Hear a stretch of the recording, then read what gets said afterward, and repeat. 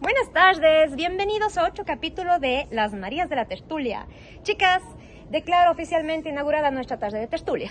Bueno, el día Hola. de hoy vamos a reflexionar sobre la ética y su filosofía.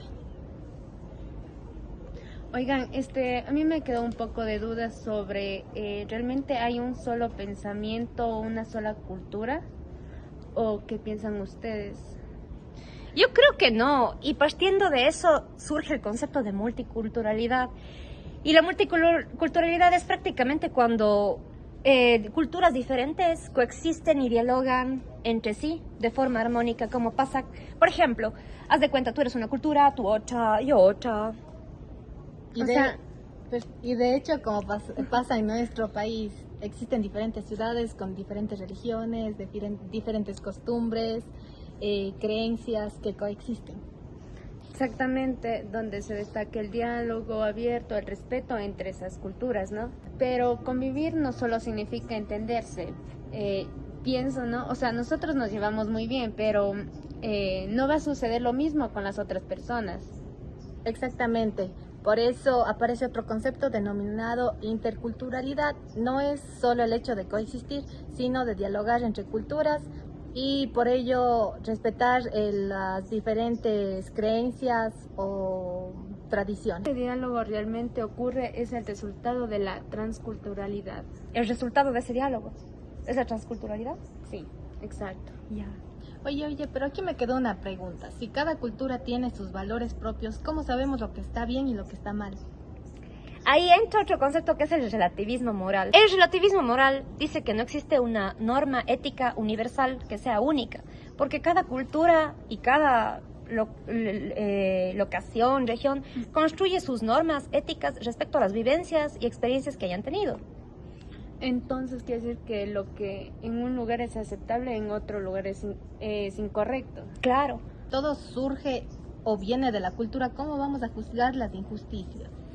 Ya, por eso es que muchas teorías proponen que los derechos humanos sean el núcleo normativo de estas sociedades. Entonces, partiendo de eso, ya se van creando las normas. Como un punto de encuentro entre culturas. Está muy relacionado con la teoría del desarrollo humano y la justicia social. Esos que hablan de libertad y dignidad. Y dignidad, sí. Exactamente. El enfoque basado en la libertad es más flexible. Esta se enfoca en ampliar las opciones que tienen las personas para elegir cómo vivir, o sea, de qué manera vivir. En cambio, el de la dignidad humana, este enfoque es más normativo porque dice que para tener una vida digna como individuos necesitamos tener un mínimo de condiciones que cumplir para llegar a eso. Uno se centra en brindar oportunidades y el otro en garantizar condiciones básicas. Exacto, pero los dos buscan lo mismo, que sería la justicia social. Pero también hay algo que quisiera hablar, que es sobre la transmodernidad. Tal vez no lo entendiste del todo. No. Porque es interesante la idea de la transmodernidad. Surge como la crítica a nuestra modernidad, que está solo centrada en la parte europea.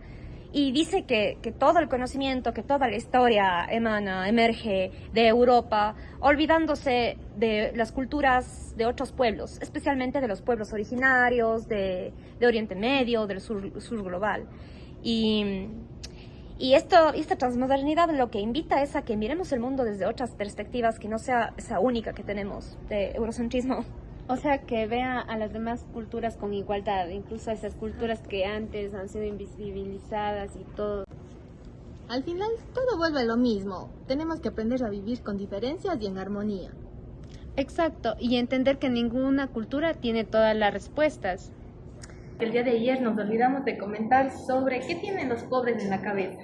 O sea, cómo la sociedad percibe a los pobres. Sí. Yo considero que las personas llegan a tener prejuicios, discriminando y criticando la forma de pensar o de expresarse de otra persona. Y a veces no toman en cuenta todos los procesos o desafíos que tuvieron que pasar estas personas llamadas pobres, entre comillas, y las faltas de oportunidades que ellos tuvieron. Claro. Sí, es verdad, o sea, todo esto se genera a través de los estereotipos que existen en la sociedad y hay que tener en cuenta que esas personas fueron criadas en otro contexto, que no tenían igualdades y las mismas oportunidades, se tenían oportunidades limitadas.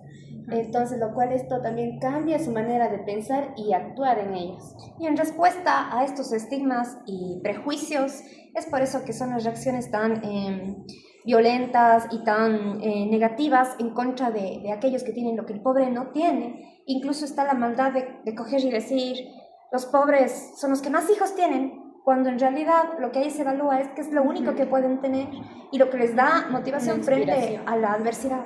Claro, es Exactamente. como que ellos se inspiran en eso para cada día, cada mañana levantarse Y salir trabajar. adelante. Y además, la pobreza no viene a ser quizás un problema individual, sino social.